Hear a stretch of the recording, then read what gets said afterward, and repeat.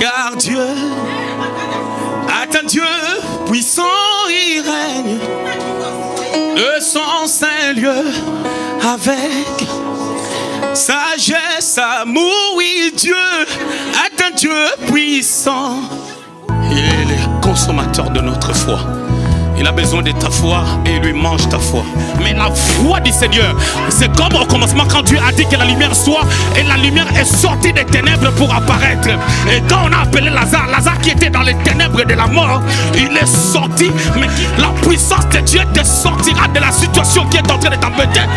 Parce qu'il y a un Dieu. Parce qu'il y a un Dieu. C'est pour cela qu'on dit la foi, c'est un état d'esprit ou c'est un état d'âme qui comprend, qui saisit et qui demeure dans la volonté de Dieu. On va lire à partir du 1er jusqu'au 5e verset. Ornella va nous faire une bonne lecture. J'ai lu au nom de Jésus. Au commencement, Dieu créa le ciel et la terre. La terre était informe et vide, et il y avait des ténèbres à la surface de l'abîme. Et l'Esprit de Dieu s'émouvait au-dessus des eaux. Dieu dit, que la lumière soit, et la lumière fut. Dieu vit que la lumière était bonne, et Dieu sépara la lumière d'avec le ténèbre. Dieu appela la lumière jour, et appela le ténèbre nuit. Ainsi, il y eut un soir, et il y eut un matin. C'est fit le premier jour. Amen. Voilà. Je voulais enseigner sur que faisait Dieu après la chute du diable. On ne va pas faire, je dirais, un exposé sur les diables, mais nous allons nous concentrer sur l'attitude de Dieu pendant que le diable, ou après que le diable soit précipité. Isaïe chapitre 14, 12 à 14. Te voilà tombé du ciel, astre brillant, fils de l'aurore.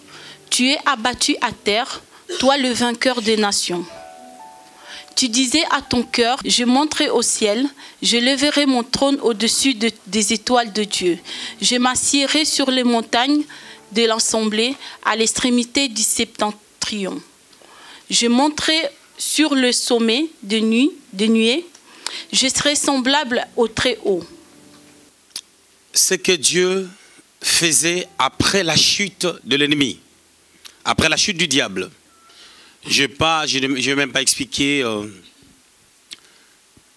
la réalité concernant la personne du diable en tant que telle, mais je vais me concentrer sur, comme je disais tout à l'heure, sur l'attitude du Seigneur. Nous sommes dans le livre du commencement, c'est-à-dire dans Genèse, au chapitre 1, 1 à 5. La Bible dit, au commencement, Dieu créa les cieux et la terre. Et ça, ces versets premiers nous amènent à pouvoir comprendre que ici, on est en train de parler de commencement, des commencements. Les commencements de toutes choses. Au commencement de toutes choses, Dieu crée les cieux et la terre. Et lorsque l'Éternel a créé les cieux et la terre, vous devez comprendre qu'en créant, c'est le fait de pouvoir mettre en place une existence. L'existence des choses, l'existence d'un environnement où les gens doivent ou peuvent vivre. Quand Dieu crée, il crée avant que la terre devint informe et vide. Pourquoi? Parce qu'au verset 2, la Bible déclare, la terre était informe et vide. Le terme utilisé en hébreu, tout le monde le sait, c'est tohi-bohi. Mais par contre, la terre était devenue informe et vide. Pourquoi? Parce que avant, il y avait déjà une existence de la création que Dieu avait faite bien avant. Mais avant qu'on puisse aller très loin, nous devons comprendre, dans cette création, est-ce que cette création existait bel et bien? Parce que ça peut paraître comme des histoires à dormir debout qu'on raconte. Mais il y a eu bel et bien une existence avant les mondes d'Adam et Ève. Lorsque nous lisons Ézéchiel au chapitre 28, à partir du 13e verset, nous allons voir une réalité, mais une réalité très profonde. Écoutez ce que la Bible dit. Tu étais en Éden, le jardin de Dieu.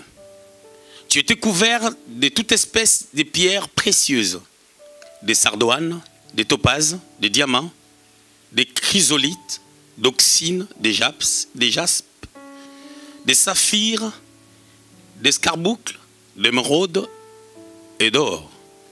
Des tambourins et des flûtes étaient à ton service, préparés pour les jours où tu fus créé. En fait, ici déjà, avant que je continue ma lecture, nous sommes en train de voir que au commencement, Dieu créa les cieux et la terre. Et dans cette création, il y avait un jardin de Dieu qu'on appelait Éden. Mais ce n'est pas Éden où Adam et Ève vivaient.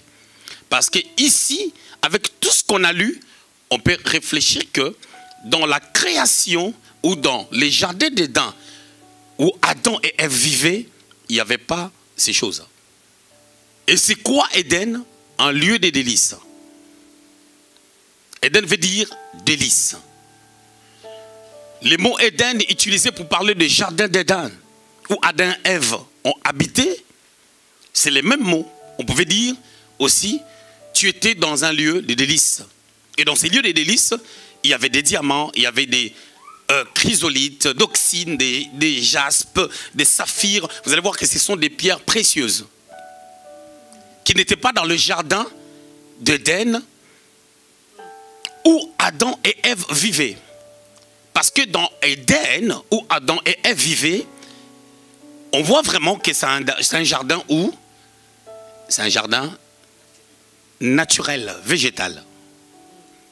Ok. Mais écoutez ce que la Bible déclare. Au verset 13, le dernier paragraphe, on est en train de dire tes tambourins et tes flûtes. Le tambourin et le flûte, ce sont des instruments de la musique qui étaient à ton service, préparés pour les jours où tu fus créé. Il s'agit bien d'une personne, on parle bien d'une personne qui était dans un lieu, dans un endroit où il y avait plein de pierres précieuses, des pierres de valeur. Et cette personne utilisait ces instruments pour un service particulier. Et on a déclaré que les tambourins et le flûte étaient à son service. Ok? Préparer ces choses ont été préparées pour les jours où il fut créé.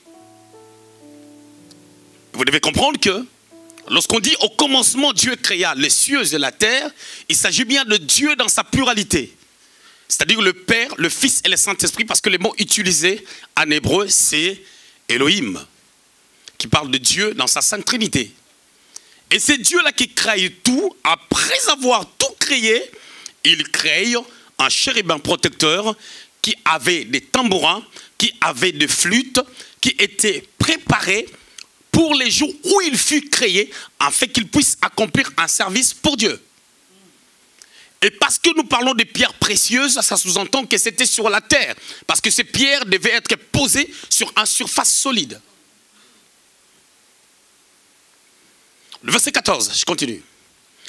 Tu étais un chérubin protecteur, hein, je viens de le parler tout à l'heure, aux ailes déployées. Tu avais placé et tu étais, je t'avais placé et tu étais sur la sainte montagne de Dieu. Tu marchais au milieu des pierres étincelantes. C'est l'explication que je viens de vous donner tout à l'heure, qu'il a fallu que ces pierres-là soient posées dans une surface solide. Et cette personne-là, qui fut créée un jour, ayant les tambourins et les flûtes, qui étaient à son service, il s'agit bien d'un chérubin protecteur. Selon ce que la Bible nous dit au verset 14. Les chérubins protecteurs aux ailes déployées. La Bible dit, je t'avais placé. C'est Dieu qui l'a placé. Parce que c'est le prophète Ézéchiel qui prophétise en annonçant des choses qui se sont passées dans l'éternité passée. Et on dit, tu étais dans une sainte montagne. Ces chérubins protecteurs aux ailes déployées étaient dans une sainte montagne. Et dans cette sainte montagne, qu'est-ce qu'il faisait? Il utilisait le flûte et les tambourins afin de pouvoir accomplir un service. Et tout autour de lui, dans cette montagne, ou sur cette terre où il descendait pour faire ses services, il y avait des pierres précieuses. Verset 15. Tu as été intègre dans tes voies depuis le jour où tu fus créé jusqu'à celui où l'iniquité a été trouvée chez toi. Lorsqu'on parle de l'iniquité, on est en train de parler d'un péché qu'on hérite, ou plus encore, d'un péché générationnel qui peut affecter d'autres personnes qui viendront après.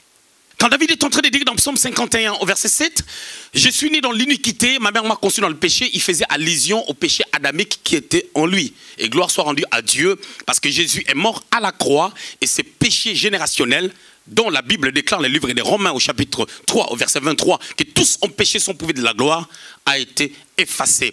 Parce que la Bible déclare dans Colossiens au chapitre 2, à partir du verset 14, il a effacé l'acte dont les ordonnances nous condamnaient. Je reviens. Tu étais intègre, tu avais une bonne conduite jusqu'à ce que le mal est entré en toi. Pourquoi on utilise le terme iniquité pendant que c'est le diable qui commence le mal? C'est parce qu'en commençant le mal, il a perpétué ce mal tout de suite aux anges qui étaient avec lui. Et raison pour laquelle ces anges étaient devenus des anges déchus. Le diable s'est rebellé avec un tiers des anges qui étaient avec lui. Et lorsque vous lisez les livres des Judes, la Bible déclare ceci. Lorsqu'on disputait les corps, on s'est disputé des corps de Moïse. La Bible dit quelque chose de merveilleux. Que Michaël n'a pas pu adresser des paroles injurieuses à l'égard de Satan.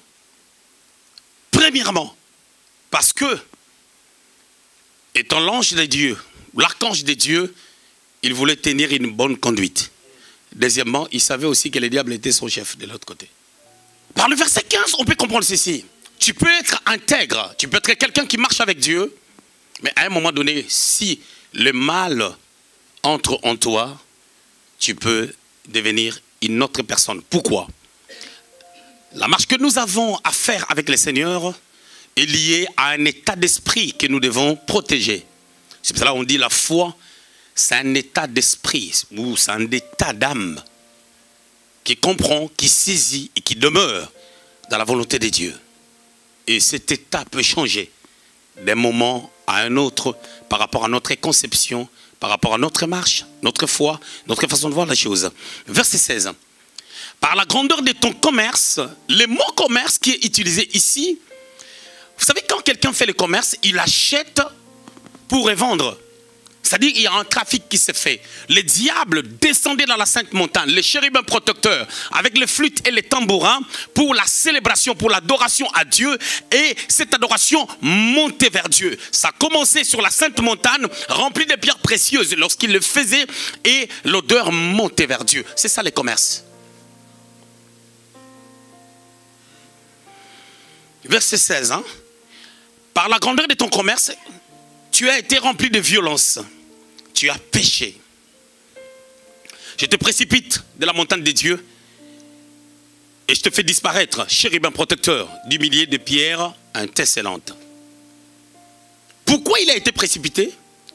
C'est parce que, à cause de son commerce, c'est-à-dire à cause du travail qu'il avait fait, il avait de l'impact. Il avait une certaine position, une certaine posture, la notoriété. Et dans ce qu'il faisait, je dirais même d'autres anges étaient en train de l'apprécier, de jeter des fleurs sur lui, d'acclamer le service qu'il était en train de faire pour Dieu. Mais malheureusement, lorsqu'il a vu cet impact, le mal est entré en lui, il a commencé à préconiser des mauvaises choses. Et ces choses sont écrites maintenant dans Ésaïe chapitre 14, 12 à 14. Dans Ésaïe, maintenant, on a dit qu'il voulait placer son trône à côté du trône de Dieu. Il voulait ressembler au Très-Haut. Dans Ésaïe, au verset 12, on commence d'abord par parler du sort du diable. Par sa conduite, comment il a été précipité. Et puis après, on parle de ses intentions. Ce qu'il avait dans le cœur contre Dieu. Et il a, vous savez, aucune rébellion ne s'est faite dans la solitude. La rébellion ne s'est faite que en groupe. Est-ce que je peux continuer? Verset 17. Ton cœur s'est élevé à cause de ta beauté. En fait, le chérubin, ces chérubins protecteurs aux ailes déployées, nous parlons bien de celui qui était devenu après le diable. Quand on parle du diable, on parle de Satanas, okay, en hébreu, et on parle de diabolos en grec, qui veut dire usurpateur, accusateur. Apocalypse chapitre 12 parle de lui comme étant l'accusateur de nos frères, pas de nous, nos frères de l'Ancien Testament. On dit il était riche en beauté, c'est-à-dire cette beauté-là, c'est ce qu'on appelle en grec la mimshak onction. Un éclat, un impact. Remarquons une chose, beaucoup de personnes que vous voyez des fois à la télé, les Miss, je ne suis pas contre ça, les Miss, toutes les personnes qui essayent de se mettre dans une certaine posture pour paraître, il y a un éclat qui les frappe, qui attire les gens vers eux. Et c'est les diables qui déposent cette chose en eux.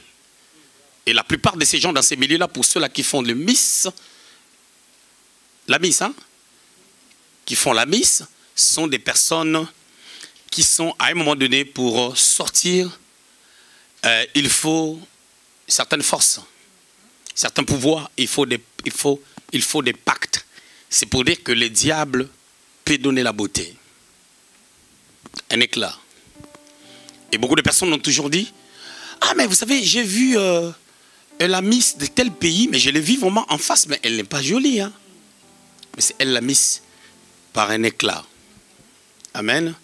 Voilà, il y a quelqu'un, un homme de Dieu qui a dit, il a prophétisé sur le Miss, tout ça, machin. Bon, soit.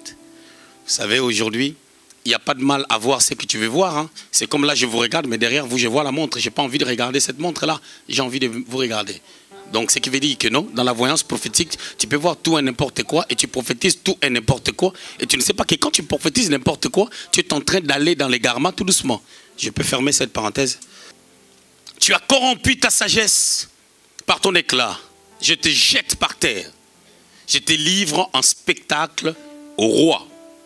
En fait, cette pensée du verset 17 rejoint un peu Ésaïe qu'on a lu au chapitre 14, 12 à 14. Par la multitude, verset 18 maintenant, par la multitude de tes iniquités, en fait, les gars, il avait multiplié les mal. Hein? Les mal étaient à son comble. Par la multitude de tes iniquités, par l'injustice de ton commerce, tu as profané ton sanctuaire. C'est ici que nous devons comprendre que dans cette pensée, on ne parle pas du roi de Tyr, on est en train de parler bel et bien de quelqu'un qui connaissait les sanctuaires, les sacerdoces, les sacrifices, les règles d'adoration. Parce qu'ici, on parle de sanctuaires. Le roi de Tyr ne peut pas entrer dans les sanctuaires parce que Tyr et Sidon, ce sont des villes étrangères et des villes païennes. Et quand on dit il a profané son sanctuaire, c'est-à-dire le lieu d'adoration. Je fais sortir du milieu de toi un feu qui te dévore. Je te réduis en cendres sur la terre aux yeux de tous ceux qui te regardent. Ça, ce sont des versets qui, lorsqu'on n'est pas bien fondé par la parole de Dieu, on se dit, Dieu a fait sortir du milieu de lui un feu qui le dévore, le feu dévorant. Et beaucoup de personnes, lorsqu'ils font des délivrances, qu'est-ce qu'ils font? Ils appellent le feu. Mais tu fais la délivrance, tu invoques le feu comme si le feu était plus puissant que le nom de Jésus-Christ. La Bible déclare dans Philippiens chapitre 2 au verset 9, il y a un nom, raison pour laquelle son nom a été élevé au-dessus de tous les noms. On parle du nom de Jésus-Christ. Et dans Marc, au chapitre 16, verset 17, on a dit, voici les miracles qui accompagneront ceux qui auront cru à mon nom. Ils guériront les malades, ils chasseront des démons. C'est le nom de Jésus-Christ. On ne peut pas, pendant la délivrance, invoquer le feu. Est-ce que le feu est plus puissant que le nom de Jésus? Il n'y a qu'un seul nom. Et quand les manigances que les gens font, ça c'est le syncrétisme. C'est le syncrétisme, c'est le mélange, des combines inutiles qui n'amènent nulle part. Et dans tout ce que nous venons de lire, nous comprenons que le diable était bel et bien auprès de Dieu. Il faisait un service auprès du Seigneur. Ce service, c'était l'adoration avec des instruments. Les instruments n'ont pas commencé par nous. Et même lorsque dans Genèse au chapitre 4, 20, 21, 22, on est en train de parler des gens qui ont commencé à être des pères de la musique, ces choses ont commencé quelque part avant que notre monde soit. Alors écoutez, ce monde-là qui a existé, lorsque le diable a été précipité, maintenant je vais avancer. Lorsque le diable a été précipité, nous avons compris que le diable, parce qu'il a désobéi à Dieu, il a été précipité. Lorsque le diable a été précipité, on est tombé dans un chaos. Qu'est-ce qui s'est passé? Il descendait sur la terre dans une sainte montagne, parce que la montagne ne se situe que sur la terre. Il n'y a pas de montagne suspendue. Alors écoutez maintenant, au verset de Genèse 1, verset 2. La Bible dit, la terre était informe et vide. La terre était devenue informe et vide. Pourquoi la terre était devenue informe et vide? Vous savez pourquoi? C'est parce que celui qui descendait sur la terre en a fait un tohu-bohu. Pourquoi? Parce que lui, il a été précipité. Le terme précipité veut dire il a été chassé. Non seulement il a été chassé, il n'avait plus d'adresse dans la demeure de Dieu. Vous savez, il y a 3 cieux. Il y a le premier ciel, qui est la terre, le deuxième ciel, et puis le troisième ciel. Il a été précipité. Et quand il a été précipité, il ne pouvait plus venir faire les services qu'il faisait. Parce que ces services-là, il les faisait pour Dieu. Et automatiquement, parce qu'il ne faisait pas ces services, ce qui veut dire que chaque lieu où Dieu demeure a besoin de la célébration des saints afin que ces lieux soient nourris. Dans les jardins d'Éden où Adam et Ève habitaient, qu'est-ce qui s'est passé? Ils cultivaient et ils gardaient les jardins. Ils les arrosaient afin que les plantes puissent être nourries. Mais la terre là qui a existé avant devait être nourrie par l'adoration, par les commerces que les diables faisaient, qui montaient vers Dieu pour que la gloire descende afin que ces pierres soient bien gardées. Et parce que les services ne se faisaient plus, automatiquement la terre est devenue informe et vide. Il y a eu un chaos. Là, nous devons revenir dans notre texte de Genèse 1. Ok. On a dit que la terre était devenue informe et vide. Il y avait des ténèbres à la surface de l'abîme. Il y avait les ténèbres. Le mot ténèbres veut dire chaos, veut dire ombre. Et le mot ténèbres veut dire aussi désordre. Et plus encore, le mot ténèbres veut dire aussi confusion. C'est un peu la même racine que le mot Babel, qui veut dire confusion. La Bible dit, l'Esprit de Dieu s'est mouvé au-dessus des eaux. Mais écoutez, au verset 3, la Bible dit, Dieu dit que la lumière soit et la lumière fut. Pourquoi la lumière devait paraître? Parce qu'il y avait le ténèbre. Mais écoutez, la Bible dit, les ténèbres couvraient. Les ténèbres couvraient. Les ténèbres couvraient quoi? Les ténèbres couvraient la lumière. La Bible dit, Dieu dit que la lumière soit et la lumière fut. Alors quand la lumière est apparue, les ténèbres sont parties où? Les ténèbres sont parties où? Parce que quand le diable descendait, il y avait la lumière. Et quand la terre est devenue tohu-bohu, en réalité, les ténèbres maintenant ont couvert cette lumière. J'ai bien dit que les ténèbres veut dire désordre, veut dire ombre, veut dire couverture, veut dire aussi désordre. Automatiquement, ça a couvert la lumière. Cette lumière-là existait parce qu'il y a quelqu'un qui embellissait cette lumière par les services qu'il faisait pour Dieu. Et quand les services ne se faisaient plus, cette lumière-là a connu une couverture. C'est comme nous, lorsque nous n'adorons pas, nous devenons relous. Nous devenons lourds devant Dieu. Alors maintenant, les ténèbres couvraient, ça cachait la lumière. Quand un chrétien ne marche plus bien, il a des problèmes. Ces problèmes-là, c'est les ténèbres qui viennent affecter sa vie. Mais les chrétiens restent quand même lumière parce que nous sommes la lumière de ce monde. Mais cette lumière-là ne peut plus éclairer. Parce qu'elle est couverte par le ténèbre. Et vous allez remarquer que quand on parle de ténèbres, on parle de ténèbres qu'au pluriel.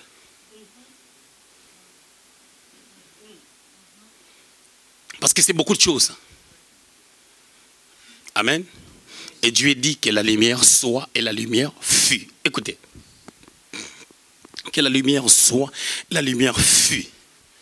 En d'autres termes, il appelle à l'existence ce qui n'existait pas. Mais je ne crois pas que dans la récréation, Dieu a récréé sur base d'une existence. Je m'explique. Au commencement, Dieu créa le ciel et la terre. Dieu bara les cieux et la terre. C'est-à-dire qu'il crée à partir de rien. Mais quand le monde était devenu informé, vide, le monde existait. Mais il y avait un désordre qui faisait en sorte que chaque chose ne soit pas à sa place.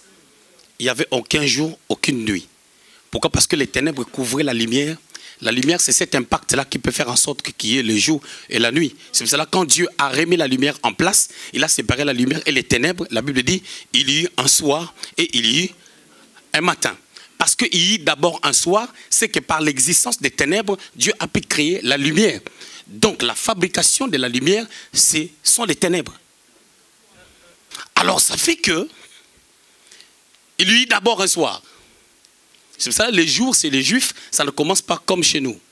Ça commence la nuit. C'est ça, non? C'est la pensée de la création. Les Juifs ont toujours voulu rester authentiques par rapport à la pensée des dieux. Maintenant, comprenons une chose. Au commencement, Dieu créa les cieux et la terre. La terre était devenue informe et vide parce que le diable était précipité. Maintenant, verset 3, on dit Dieu récrée. Hein? Dieu dit que la lumière soit et la lumière fut. Donc, ça sous-entend que entre Genèse 1 et Genèse 1, 2, il y a un temps. C'est ce temps-là maintenant. Qu'est-ce que Dieu faisait pendant ce temps? Avant qu'il commence à créer, avant qu'il dise que la lumière soit et la lumière fut, c'est à ce temps, qu'est-ce que Dieu faisait? Et à ce temps, on comprend que le diable existait, les anges existaient. Le Père était là depuis le commencement, le Fils et le Saint-Esprit qui se mouvaient au-dessus des eaux. Et Jésus était où? Parce que Jésus maintenant est assis à la droite de Dieu. Est-il l'a vu quand on l'a lapidé? Actes des Apôtres chapitre 7, il l'a vu debout à la droite de Dieu. Dans Jean chapitre 14, il dit, je m'en vais vous préparer une place. Dans la maison de mon Père, il y a la place. Mais maintenant, à ce temps-là, maintenant, au jour d'aujourd'hui, depuis que Jésus est monté au ciel, il a un travail qu'il fait. Il est à la droite de Dieu, il intercède pour nous. Romains le dit. Amen. Mais par contre, à ce temps-là, le Saint-Esprit s'est mouvé au-dessus des eaux. Mais Jésus était où? Et Dieu faisait quoi? Colossiens, chapitre 1, verset 15. Le Fils est l'image du Dieu invisible, le premier-né de toute la création. Car en lui ont été créées toutes les choses qui sont dans les cieux et sur la terre. Les visibles et les invisibles, trône, dignité, domination, autorité. Tout a été créé par lui et pour lui. Ici, on parle de qui? On parle de Jésus. On a dit que tout, même les trônes, même les dominations, même les choses qui sont dans les cieux et sur la terre, ont été créées pour lui, par lui. C'est pour cela que tu obtiennes la bénédiction. C'est au nom de Jésus que ça vient. Pourquoi? C'est parce que tout était créé d'abord pour lui. Si c'était pour lui et que ça lui appartient. Et lui, il est tellement bon en mourant à la croix, il a fait de nous ses frères. Afin que Dieu ne soit pas notre grand-père, mais qu'il soit notre père comme il est père pour lui. Mais tout n'a pas été créé seulement pour lui, mais aussi par lui et en lui. Et au commencement, quand Dieu a créé les cieux et la terre, il a créé avec le Fils et le Saint-Esprit. Et quand la terre était devenue chaos, tohi-bohi, informe vide, Jésus maintenant, avec le Père, ils étaient en train de réfléchir qu'est-ce qu'il faut faire. Mais pendant qu'ils réfléchissaient, le diable dans son camp, quand il était parti, il a vu que Dieu ne disait plus rien. C'est là où j'ai dit, Dieu était silencieux. Qu'est-ce que Dieu faisait après que le diable soit précipité? Il était silencieux. Est-ce que du fait que je ne parle pas et que je suis silencieux, et que je ne réfléchis pas. Le silence n'exclut pas la réflexion. Or, celui qui parle précipitamment peut beaucoup pécher, parce qu'une bouche qui parle beaucoup pêche beaucoup. Mais celui qui est silencieux devant une situation, il a la nature de Dieu, parce que Dieu, même quand la rébellion se fait au ciel, le diable est parti, le diable est en train de fortifier ses disciples pour dire que non, vous allez voir ce qui va se passer, on aura un trône. C'est pour ça que le diable était descendu dans le deuxième ciel. Il a occupé, il a fait de ça son trône. Mais la Bible dit même ce trône-là a été créé pour Jésus, par Jésus et en Jésus. Maintenant, Dieu était silencieux. Et ça durait longtemps entre Genèse 1 et Genèse 1 et 2 pour que Dieu vienne constater l'état de la terre qui était en forme vide afin de pouvoir créer au verset 3.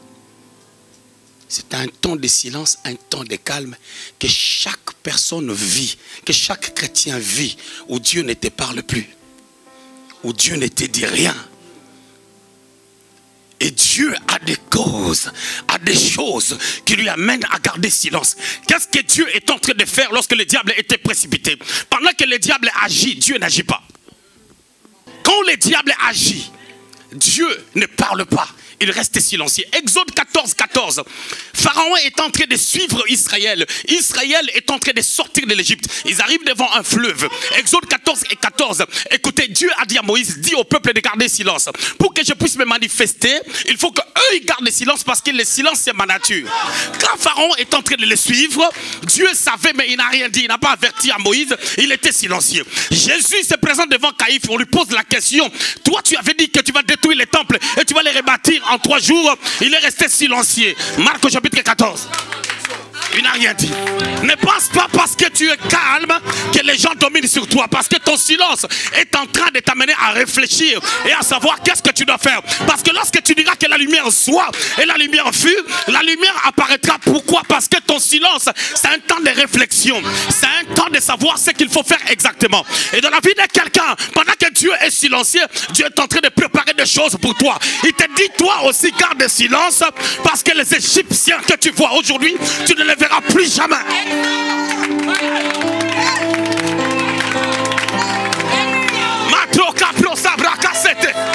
Il faut que je descende. Ma femme m'a dit, explique.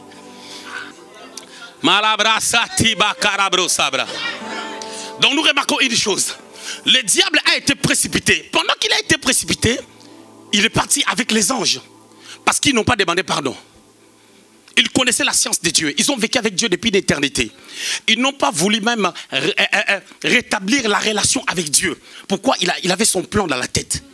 Je vais bâtir un trône à côté du trône de Dieu. Il a convaincu les tiers des anges qui étaient avec lui. Ils sont partis et Dieu n'a rien dit. Il est resté silencieux. Et quand il est resté silencieux, il y avait le silence au ciel, il y avait le silence sur la terre. Il y avait le silence. Dieu n'a rien dit. Et Dieu ne parlait qu'au Fils. Et à cette époque, il n'y avait qu'une seule personne qui était fils de Dieu. Le Père et le Fils parlent toujours. C'est pour ça que quand tu deviens un vrai fils, hein, quand le Père ne parle pas, toi aussi comprends quel est le mystère qui se passe. Mais le silence du Père peut être une lecture, une écriture qui s'écrit dans le cœur du Fils, afin qu'il comprenne exactement que le silence là est dangereux. Ça peut engendrer des grandes choses. Je voulais seulement dire que à ce temps-là, Dieu est resté silencieux. Ça a pris beaucoup de temps. Et la Bible n'a pas défini ce temps-là. Avant que Dieu dise que la lumière soit et la lumière fut. L'existence de la lumière, c'était... Dieu a fait une mise à jour. Il a remis les choses en règle. Il a enlevé le virus qui est en train d'affecter l'ordinateur. Si c'était une maison, il est venu, il a tout nettoyé. Il a remis chaque chose à sa place. Les chaises, les fauteuils, les canapés, les marmites dans la cuisine, dans les armoires, il ferme, il met tout en ordre. Bien aimé, dans la vie d'une personne, il arrive des moments où Dieu ne dit rien. Mais le silence n'empêche pas la pensée de pouvoir réfléchir. La Bible dit dans Jean 1, au commencement était la parole était avec Dieu. Cette parole qui était au commencement était avec Dieu, cette parole était Dieu. Cette parole qui était Dieu a habité parmi les hommes. La Bible dit, vous avez contemplé sa gloire. Et cette parole était une lumière. Cette lumière étant venue dans le monde, les gens ont contemplé sa gloire. Et en réalité, on est en train de parler de Jésus qui était en Dieu. Et Dieu était en lui. Et c'est Jésus-là qui était la parole. Et cette parole-là est d'abord une pensée, avant que ça sorte pour que ça commence à créer des choses. Quand Dieu a dit que la lumière soit et la lumière fut, pourquoi il y a eu tout de suite l'existence? Pourquoi tout de suite la lumière est apparue? Vous savez pourquoi? C'est parce que cette parole qui était sortie était bien conçue. Dans son silence et dans les calmes. Pendant qu'il était dans les calmes, il a bien réfléchi pour savoir ce qu'il doit faire pour la nouvelle création, afin qu'il n'y ait plus le tohu-bohu, afin qu'il n'y ait plus les chaos. C'est pour cela, dans la vie de chaque personne, des fois Dieu reste silencieux pendant qu'il prépare des choses, de belles choses pour toi. Et toi, tu dois être aussi prudent, d'être silencieux envers des hommes, ne pas donner des explications par rapport à ta situation, mais toi, parle à Dieu pendant que lui, il ne parle plus. Et quand toi, tu vas le parler, tu dois savoir quel est le contenu de tes paroles. Et plus tu parleras à Dieu, plus tu vas le pousser à parler. Parce qu'il est Père. C'est comme une maman qui dort, qui a dormi très tard. L'heure de réveil des enfants est arrivée. Les enfants vont venir te déranger, même si tu as dormi pendant 2 heures. Tu finiras par te réveiller. Et si nous, méchants que nous sommes, nous pouvons le faire pour nos enfants, à combien plus forte raison, Dieu qui est bon ne peut pas se réveiller.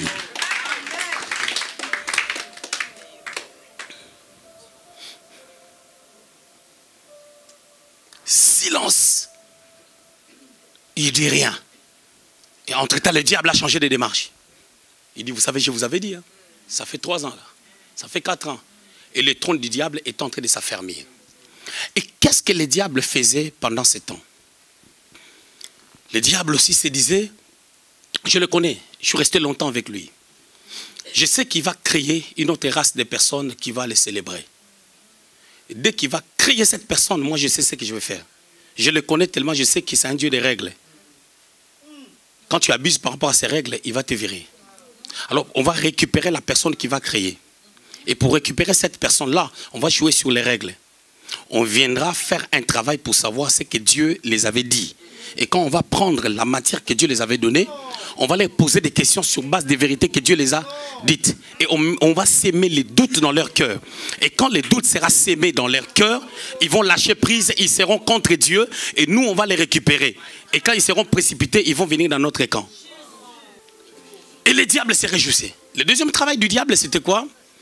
Ils étaient en train de se préparer. Ils ont dit, la deuxième carte, lorsque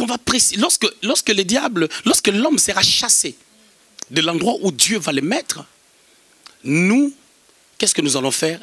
Lui-même, il va amener le mal par sa conduite. Et nous, on ne sera pas loin de sa famille. L'ennemi pourra dire, je sais comment Dieu travaille. Certaines choses, avec lui, tu ne le fais que quand il te donne l'ordre.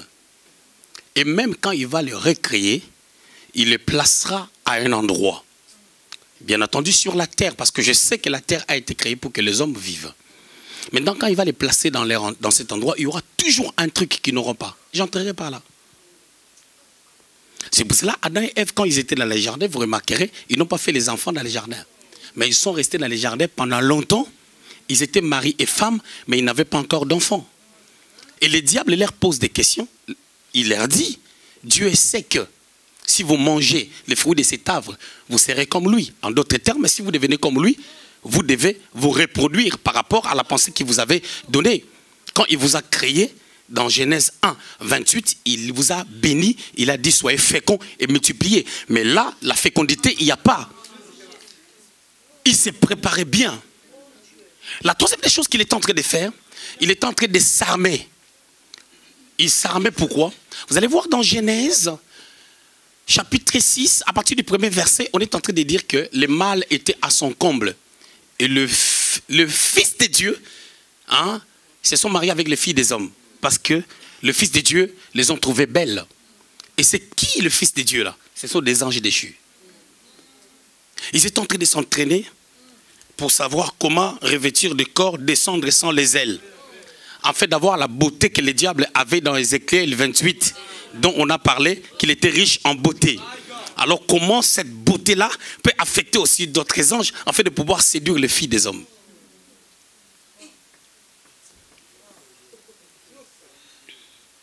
C'est pour ça que tu remarqueras dans Matthieu chapitre 2, lorsque les mages sont venus en Israël pour adorer les fils de Dieu, vous savez qu'est-ce qui s'est passé?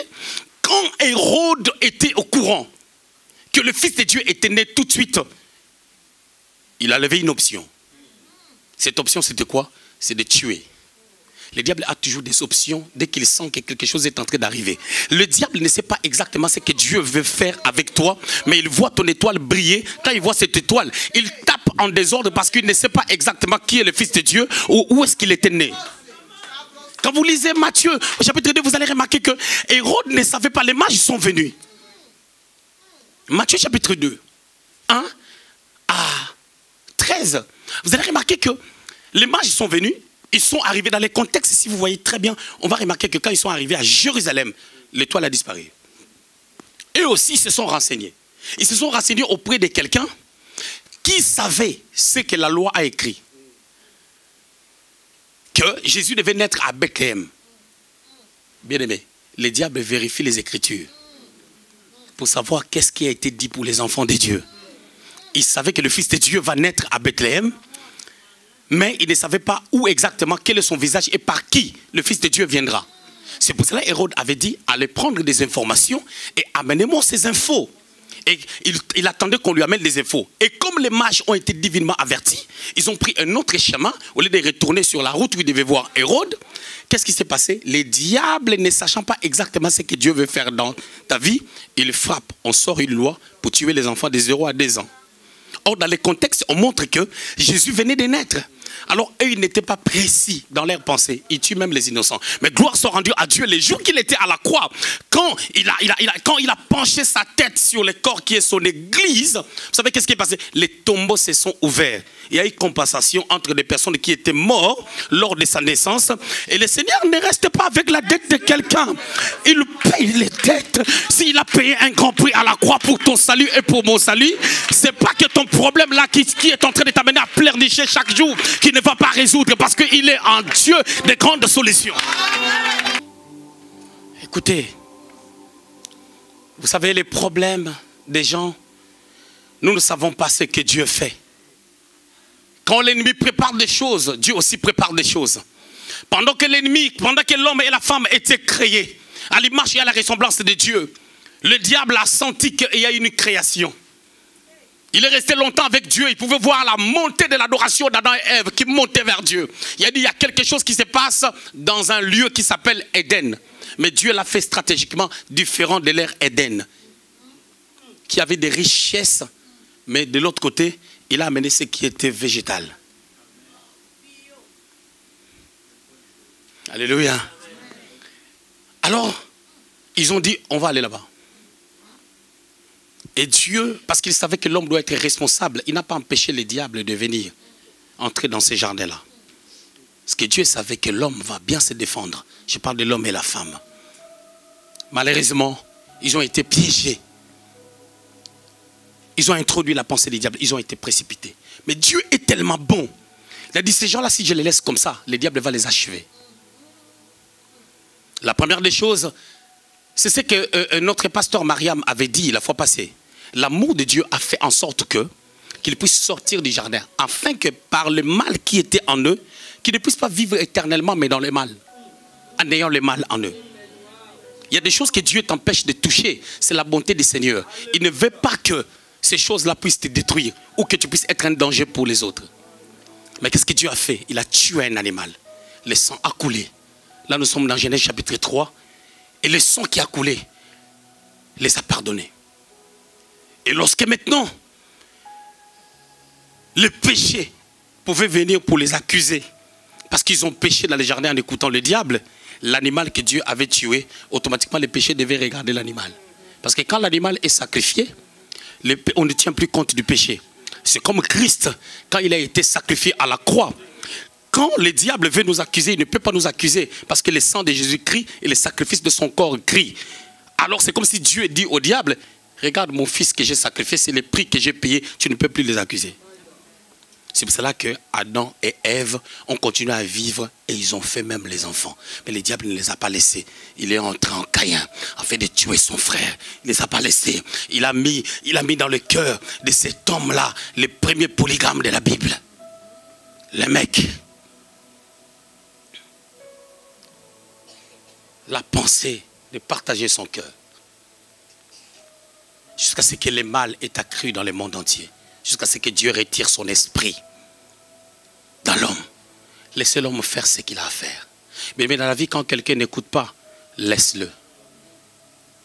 Reste silencieux.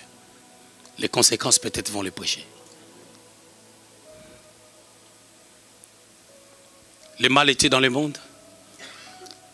Et ce qui est pire, c'est pas ça.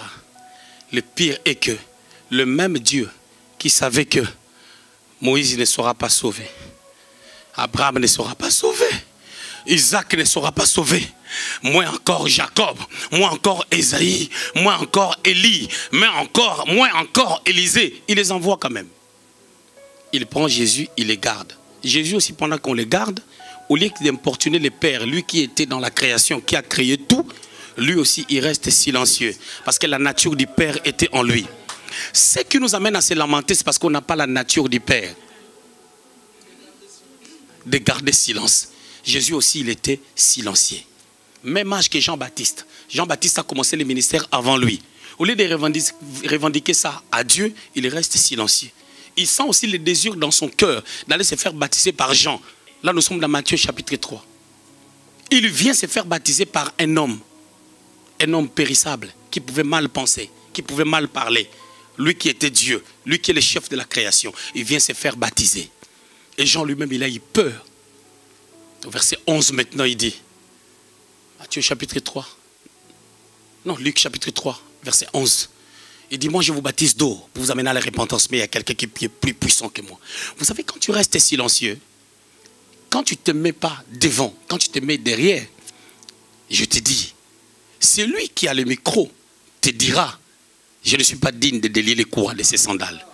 Il dira, moi je vous baptise d'eau pour vous amener à la repentance. Mais quelqu'un qui est plus puissant viendra et vous baptisera du Saint-Esprit et de feu.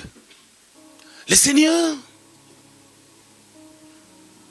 ayant la nature de Dieu, il a des choses qu'il n'a pas voulu dire aux disciples ouvertement dès qu'il les a gagnés. Dans Matthieu chapitre 16, 13 à 16, il leur dit, qu'est-ce que vous pensez de moi?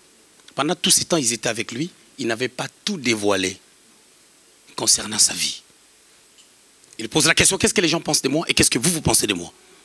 Pierre dit, tu es le Christ, l'envoyé de Dieu. Il dit à Simon, ce n'est ni la chair ni le sang qui t'ont révélé ces choses, mais c'est mon Père dans les cieux. Jean chapitre 16, verset 17. Maintenant, je continue. Jésus reprenant la parole lui dit, tu es heureux Simon, fils de Jonas. Ce ne sont pas la chair ni le sang qui t'ont révélé cela, mais c'est mon Père qui est dans les cieux. Et moi, je te dis, tu es Pierre, et sur ces rocs, je bâtirai mon église. Et que les portes des séjours des morts ne prévaudront point contre elle. Je te donnerai le clé du royaume des cieux. Ce que tu lieras sur la terre sera lié dans les cieux. Ce que tu délieras sur la terre sera délié dans les cieux. Vous voyez de telles paroles qu'on sort dans la vie d'une personne.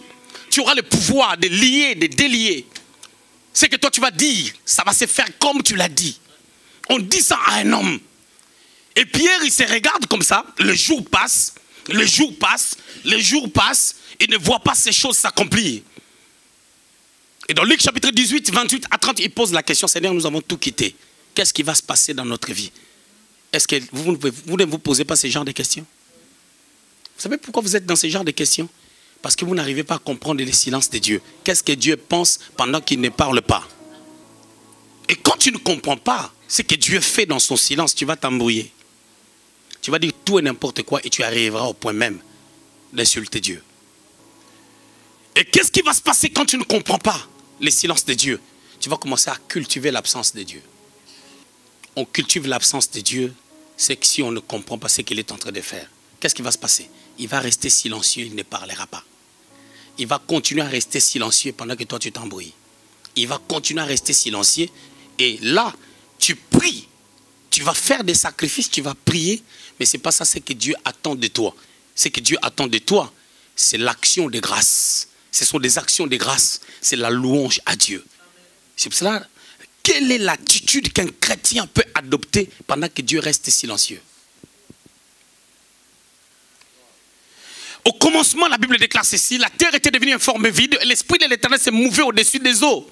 Je prends maintenant ces eaux comme l'image de l'homme. Je prends cette terre qui était tohibohi comme la vie de quelqu'un qui n'a plus de forme. Mais le Saint-Esprit est en toi. Parce que Jésus nous a laissé un consolateur qui est avec nous. Il est là. Et parce que le Saint-Esprit est là, il y aura une récréation. Mais lorsque nous ne comprenons pas ces choses, on va cultiver l'absence de Dieu. C'est-à-dire on va éloigner Dieu de nous. Je vais vous expliquer ça, vous ne comprenez pas bien. Jésus était dans la barque avec les disciples. Pendant qu'il était dans la barque avec les disciples, il dormait. Mais il y avait un vent. Et du fait qu'il dormait, pendant tout le temps où il dormait, il y avait le vent, c'était comme s'il n'est pas là. Il est là, mais les disciples, n'ayant pas la foi, ils ont cultivé son absence dans sa présence.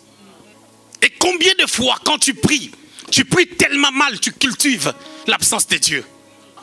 Que le feu de l'Éternel descende. Seigneur, que les sorciers puissent mourir. Seigneur, ceci. Seigneur, avant de tuer les sorciers, allez d'abord commencer à tuer le diable qui est esprit.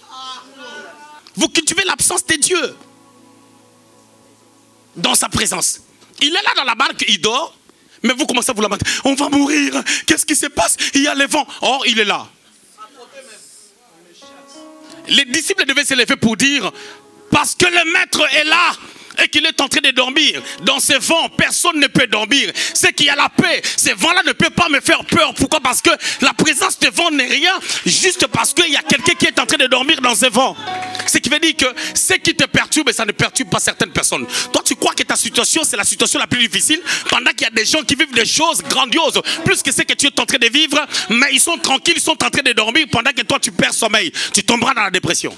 Oh, l'église cultive l'absence de Dieu. Ils éloignent Dieu, ils chassent Dieu. Et ils disent à Dieu, sors, sors, sors, sors, sors. On n'a pas besoin de toi. Ils cultivent l'absence de Dieu. Vous savez, en faisant quoi?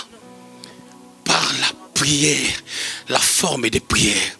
1 Thessaloniciens 5, versets 17 et 18. Qu'est-ce que la Bible dit? Priez sans cesse. Mais ce n'est pas ça le problème. Quel est le contenu de vos prières? On a dit rendez grâce en toutes choses. Je n'ai pas d'enfant, je rends grâce à Dieu. Parce que quand tu rends grâce à Dieu, tu es en train de poser un autel. Rendre grâce à Dieu. Abraham a dit, le serviteur resté ici, Genèse chapitre 22, moi et le fils nous allons adorer. Or, en allant adorer, c'était pour sacrifier Isaac.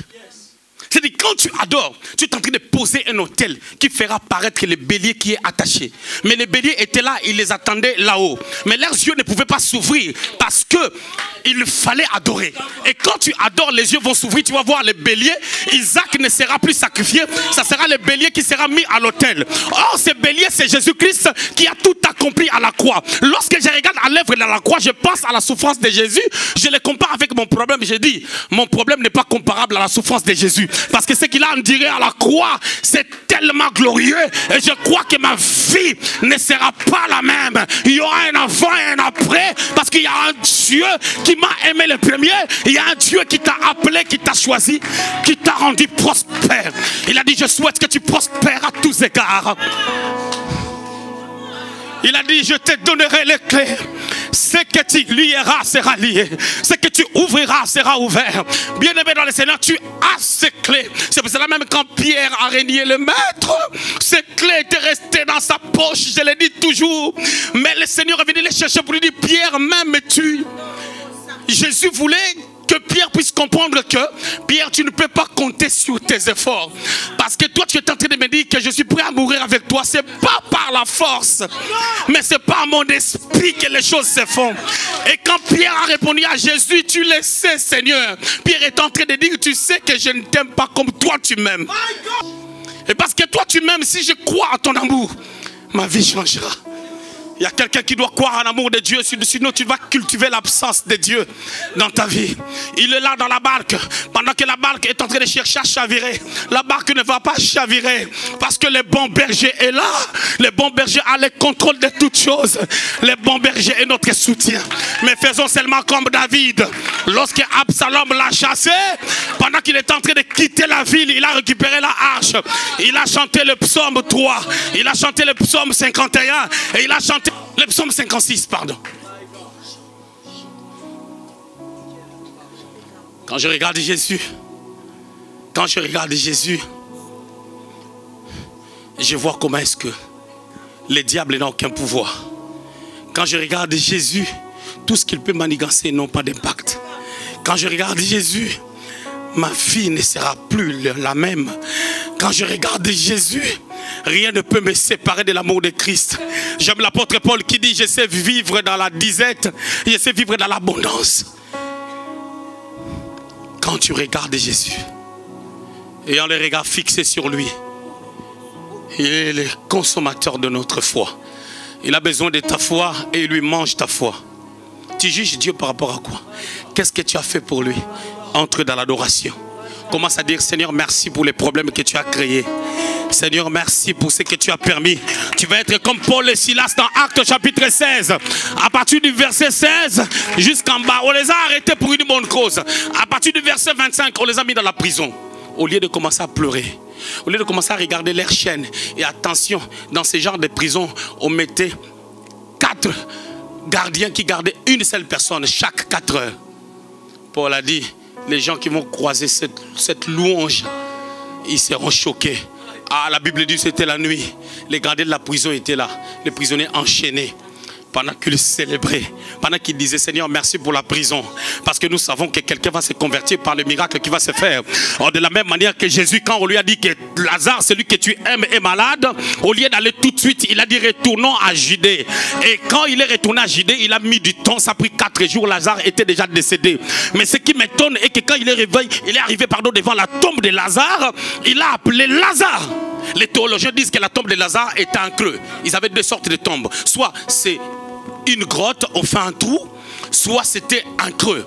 Alors Lazare, là où il l'avait déposé, en réalité c'était en bas. Et cette tombe devait prendre entre 8 à 13 personnes. Alors Lazare, quand on l'a appelé, il était bandé et lié. Mais la voix du Seigneur, c'est comme au commencement quand tu as dit que la lumière soit, et la lumière est sortie des ténèbres pour apparaître. Et quand on a appelé Lazare, Lazare qui était dans les ténèbres de la mort, il est sorti, mais qui l'a aidé pour prendre les marches parce qu'il était bandé, parce qu'il était enchaîné, parce qu'il était lié. La puissance de Dieu te sortira de la situation qui est en train de t'embêter, parce qu'il y a un Dieu, parce qu'il y a un Dieu.